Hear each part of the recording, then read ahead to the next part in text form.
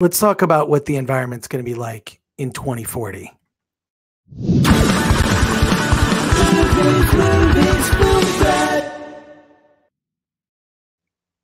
Welcome to the Film Threat Podcast. I am Chris Gore. I am pleased today to be joined by the director of the film 2040, Damon Gameau.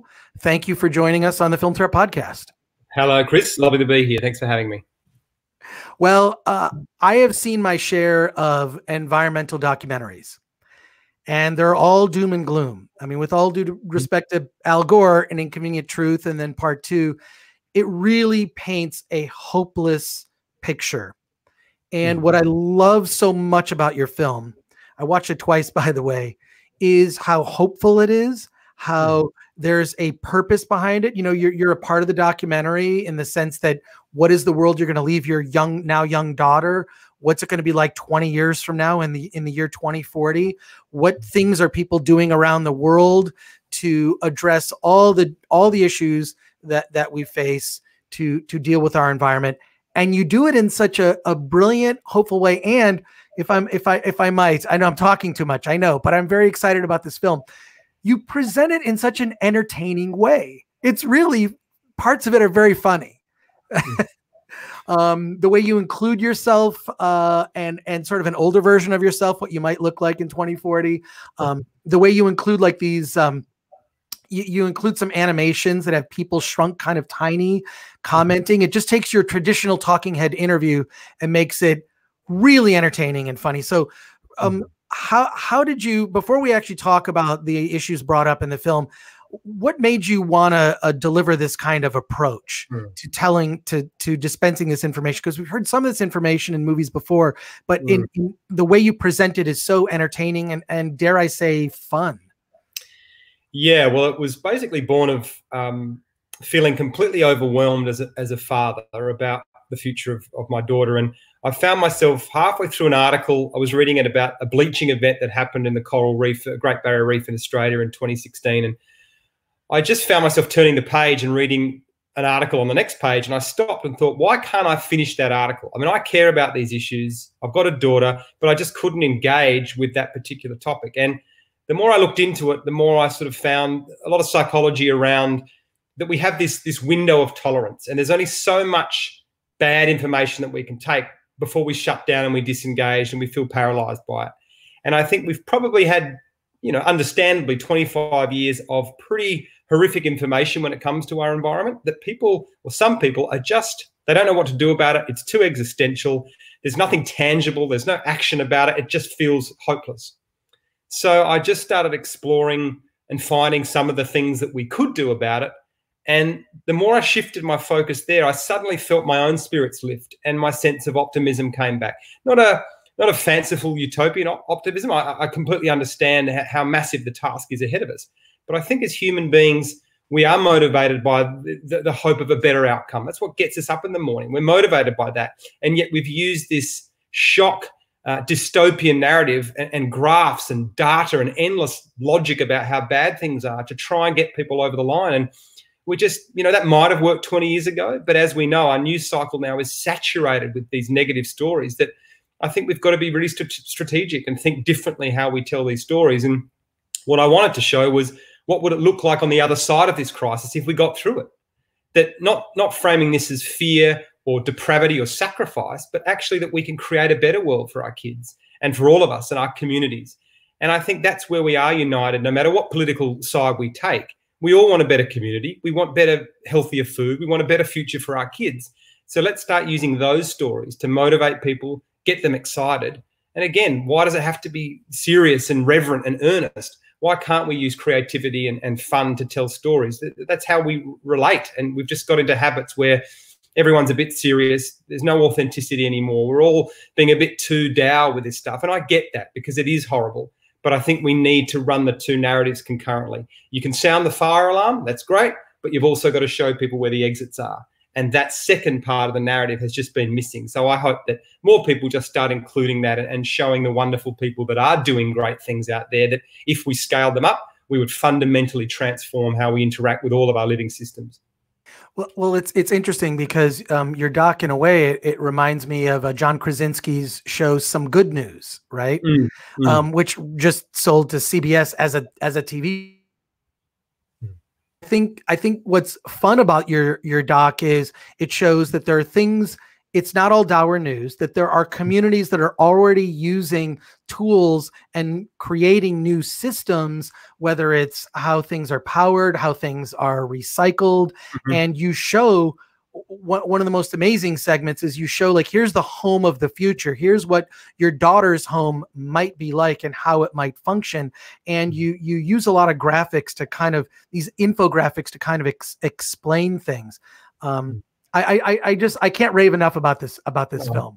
Thanks, man. But No, I think it's that, as you just alluded to, both your country and my country, we have an incredibly tightly controlled media landscape, and especially in my country, we're one of the tightest in the world.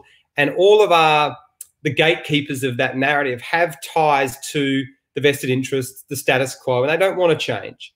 And these kind of issues, they're not really sharing or getting out there. And I think we need to understand that we need this sort of intervention to remind people that there are millions of people, billions, who care and want a better future for their kids. They just don't know what to do about it. And all they're hearing is one version of the story, whereas all these other solutions are going on that need to be amplified, because once people learn about them and see the cascading benefits, they're not just one sort of silver bullet solutions. As you've seen, whether it's the microgrids in Bangladesh or the regenerative agriculture, it's not about just getting carbon into the soil. Not only do you do that, you then hold the water, you create thriving biodiversity, you create healthier food. So you get all these benefits to society that happen from these solutions, but they are a different paradigm from the one we're currently in. And that's why it's very hard for these to cut through. And that's why I hope more filmmakers and storytellers and songwriters or DJs, whoever it might be, we need to start sharing these stories because they're out there. We've got everything we need to turn this around right now. We're not waiting for anything. We just need to remove that vested interest and the political will so that we can get there faster. That's the thing that concerns me more than anything is the political will, right? I mean, here we're living at a time where we can barely get people to wear masks, right? And whatnot. The way I look on it is, you know what? I'm wearing a mask because for the same reason I wear pants and a shirt. It's it's just the thing to do, and I think it's the least I can do. But free country, man. I don't have to wear pants if I don't want to. I'm going to go down the shop with no pants on. It's my freedom. But your film lays out so many of these great solutions. There's a lot of amazing experts that you spoke to too, and clearly they were game to tell the story a different way. And by that I mean the way you shot them, including them on like I said, that it's just so cute. I actually think that like the movie could be seen by children and be understood. I mean, like grade school. I made it. I deliberately made it like that. Yeah. But it's not condescending. It's not, you're not talking down to kids. This isn't for kids. It can be, it's engaging, I think, so that kids could see the film and understand this. Are there plans? I know the film comes out June 5th on, is it World Environment Day? Is that? It is, yeah. So the film's been out for probably about a year in other parts of the world, and we've just had an extraordinary response to it, especially in Australia. And we've had 950,000 students be taught the 2040 curriculum materials here in Australia. All the solutions that you've seen in the film, we've helped bring to life by people. We had an impact campaign off the back of the film where people could go to our website, whatsyour2040.com, fill out a button that said activate your plan, and it asks you some questions about what you're interested, what you resonated with in the film, how much time you have, how much you want to get involved. And it's just been wonderful to see, like the seaweed solution that we can talk about. We've started building that platform, the first one in Australia, because people donated money, and we raised almost $1 million to build that. The same with the microgrids. We did an equity crowdfund to raise almost $1 million in 3 weeks because people want to do things. They don't know what to do. They feel paralyzed by all this. So as soon as you can give them some viable, scalable, practical solutions, it's very clear to me now that they will take action and move forward. And we just haven't been offering up those entry points nearly enough for people. We just keep telling them how bad things are and how ruined the system is and whatnot. And yes, that's correct. But that's just not a way to motivate people or bring them and get them involved. In a way, that negative news is it's almost like voter suppression, right? Like I hear all this negative news, and why would I even participate? But this does your film does have these actionable items. I know that you had a website where you could get more information. I didn't realize there was a whole educational curriculum surrounding it, because the thing that struck me, I actually showed the film to my girlfriend, who's a grade school teacher, and she thought her kids would love this film. They do. Yeah, the kids, every week I get sent in, people are trying to make things out of seaweed fibers. They're sending me miniature microgrids. You know, this is what happens when we kickstart people's creativity and we give them hope and positivity that then allows them to develop their own thoughts and move forward, and especially our kids. I mean, this is, you know, these are their careers of the future. And the amount of children that have said to us at screenings, you know, like, all we get taught is how bad things are, and there's going to be more plastic in the ocean than fish by 2050, and climate change is going to ruin our world. Like, as soon as we show the solutions, they go, right, I want to be an engineer. I want to design that platform out at the ocean. I want to be one of those people. I want to design this microgrids and connect our cities. So, you know, we've got to give them that kind of reassurance that there are people out there that really do care about their future, and there are wonderful options and opportunities and solutions that could actually fundamentally change how we interact with each other and the planet. And what a wonderful gift that is, if we could reframe the narrative in that way. And I know there's a lot of work to do, and we've got to be careful about not sort of making a Pollyanna sort of message to the kids. They know the urgency of what's required, but I think we've got a better chance of them getting involved if they're excited by the opportunities and what impact they could have as a career. And I have to ask, have you shown the film to your daughter? And what is her reaction? Yeah, she actually hasn't seen it yet. She's for whatever reason, she doesn't watch a lot of TV, but she knows a lot of her friends have seen it, most of her friends, so she feels like she sort of knows it. But she did actually ask me a couple of weeks ago, Dad, I think I want to watch the film. So I'll probably sit down with her, I'd say, in the next month or so, which will be very, very nice. As you've seen, it's a very personal story for me. It is a letter to her, and it's done as a visual letter to her. So I'm very excited and nervous to show her, but I do like the idea of her sitting down one day, even when I'm gone, and watching it when she's an older lady, and realizing what I tried to do for her. It's a nice feeling. Yeah, I do love the way that you included here's what she might look like in 2040, and the actress that you chose to play the older version of your daughter is an Australian actress. Of some note, I should say. Yeah, she was beautiful. That was probably the toughest part of making the film, and my wife and I were both involved in that process, because anytime when you're sort of projecting a future version of your daughter, I guess you want to be careful there. And I didn't sort of mention any kind of job she might be doing, or what, you know, what her preferences might be or tastes. It was very, very tricky to navigate that. But my wife was also involved in the casting process, and the girl we did find, it was an actress named Eva Lazaro, and she just had a beautiful essence, very, you know, lovely, gentle, kind soul. And I guess secretly we're kind of hoping that's how our daughter turns out. But funnily enough, they got on very well as well on set. And there's in that party scene at the end of the film where they celebrate that we've reached the drawdown moment. The costume designers, the dress that Eva wore at that party, they made a miniature version for our daughter Velvet. So they've both got these matching dresses, which was a lovely touch. It's interesting because the film, when the film kind of kicks off, you go on this journey, or I should say, we go on a journey with you around the world, where you get to talk to scientists and people who've solved some of these problems or have solutions. What are some of the sequences that you could not include? It really seems like, it feels like this documentary is the beginnings of a conversation, whether it's a regular series or like the education program that you created.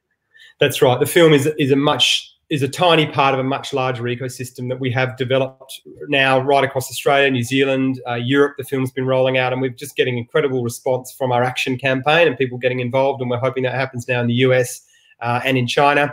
And I am working on another series. Paul Hawken, who wrote Project Drawdown, who also features in the film, he's writing a new book. And so him and I, there's another 80 solutions that we're putting together, and in terms of getting them out quickly and getting people to see them. I guess the trickiest part to leave out for me was the film. The first cut of the film was about 3.5 hours, and now it's 90 minutes. And I had a lot more about the systemic problems and the sort of this system that we've invented, the game that we play, that is causing all these problems, whether it's climate change. We've got 60 years of topsoil left, ocean acidification, mass biodiversity loss. We're consuming 100 billion metric tons of resources on the planet every year when the planet can only sustain 50 billion. And that's because we have this sort of system that is driving all of this destruction, unfortunately. It's given benefits to billions of people, but we've reached the limits. The Earth's capacity, and I'd say the social capacity in terms of income inequality and whatnot, is causing this destabilization now. So I had a lot more in there about that, the rules of the game that a lot of people might not be aware of in terms of some corporations and how they get to override the democratic process when it comes to the environment and make decisions that we probably don't know about. It's all done often in secret, and more of the tactics of the fossil fuel industry and how clever they've been over the last sort of 20 years, 30 years to really create their own narrative and really destabilize and stop any action or meaningful action on some of these issues. So that was tough to leave out, but it was just a different film. And certainly for the test screenings, I really wanted the kids to get into the film, and that section they just really disappeared and tuned out because it was just too political. So ultimately it became a film that was aspirational, and also it's acted as a real Trojan horse, so that it's not coming across as this ranty anti-capitalist film. It's actually a film that unites people, and we've had screenings at a phenomenal amount of, from world leaders to energy companies to banks to people that wouldn't have screened the film if it came in sort of, banging the fist. So once we got in the doors, we then have the serious conversations and do the deeper dive about what the blocks are to this. But I think that's the way forward. We've got to be far more strategic in our storytelling and make sure it's humanized and inclusive, and we're bringing more and more people in a time when we're really sort of falling into this tribalism. It's us against them, right versus wrong. I just think we're not going to get anywhere, especially with the environment, unless we actually see it as our collective home that we all have to take action on. And we've got a bit of work to do there, obviously. I'm glad you put it that way. I kind of feel like we do live in this divisive time where it's more important for us to make someone else wrong than to actually bring someone into the fold. I always bring up the example of Darth Vader and Luke Skywalker. Luke Skywalker didn't cancel Darth Vader. He turned him to the good side. So I kind of feel like that's my goal. I always just want to bring someone over to this side. One thing that's interesting, I'm in Los Angeles, you're in Australia. In LA, our pollution and smog has kind of disappeared because we've been under lockdown. I assume it's going to return, but based on the current pandemic, it's kind of accelerated the need to solve many of these issues, whether it's the economic disparity, things like UBI, which we don't have in the United States. I'm just curious your thoughts, because this film was made before the pandemic hit, and we've been warned about this, not only in movies, but by scientists that said something like this is going to happen someday. But it has perhaps the positive is this may accelerate the need to address some of these issues. And I'm curious your thoughts. Yeah, I mean, there's a lovely quote by a guy named William Davies, and he says that to experience a crisis is to inhabit a world that is temporarily up for grabs. And I think even though we frame it that way and we see it as a great opportunity to rebuild, invest in renewables, get regenerative ag going, what a great gift. The other side is also using this opportunity as well. And we're seeing in America, obviously, what Trump's doing in terms of rolling back environmental protections while no one's looking. And it's the same in my country. We're really talking about rebuilding with fossil fuels and gas and whatnot and doubling down. So they are also seeing this as an opportunity, which is a great shame. That said, amongst that, there are some wonderful things going on that I don't think we will go back to completely normal, what we had. We've got countries like Spain that are considering a universal basic income. We've got countries like Amsterdam that are going to rebuild with the donut economics model that is in our film with Kate Raworth. And I know even that she's talking to Los Angeles, and they are seriously considering about using the donut model as well, moving out of this. So that would be fascinating and a massive statement if they embrace that, because this is the time for radical ideas and thinking differently. We clearly can't keep doing what we're doing. We've seen the fragility of our system, I think, at this time, that we've become so efficient that the system is just brittle. So as we move forward, we're going to have more pandemics because we're encroaching on the natural world. We're going to have more climate shocks. We need to build a more robust system.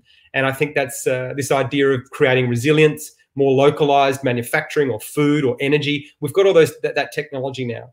And to localize is very different from nationalizing. I think nationalizing, you can want to do these things at the exclusion of everyone else, whereas I'd say localism is more strengthening your area and region and making it resilient and regenerative, but then also considering the whole as well. It's like the human body. The pancreas does its own thing, the liver does its own thing, the heart does its own thing, but they're all working towards a collective ecosystem and organism. And I think that's what we've got to move towards if we're going to get through this, and that requires a really different mindset. But now is the time to do that. People have taken stock. They've stopped from the madness and the freneticism that everyone's had. I think most people I've spoken to have said, gee whiz, I didn't realize how much I was on that treadmill before and how much I was doing and flying around. And it's been nice just to stay and connect with my family and do simpler things. So I hope some of that stays with people and that we realize we don't need all this excess, because that excess is the thing that has been destroying us ecologically, and I'd say even socially, that we don't need all the things that we've been told we need. We need a lot less of them to be happy, and if we have a lot less of them, we'll put less pressure on our living systems. Well, Damon, the movie is 2040. It's quite an achievement. I'm so ecstatic that I had the opportunity to talk to you. It's available June 5th on World Environment Day. Yep. And thank you so much for talking to us. I really just want to keep up with all of your efforts. This 2040 project is so important, and I think that your film will inspire a generation. I mean, it's inspired me, and I just think it's fantastic. And thank you so much for taking the time to talk to us on the Film Threat podcast. Appreciate it, Chris. All the best. All right, take care. Bye.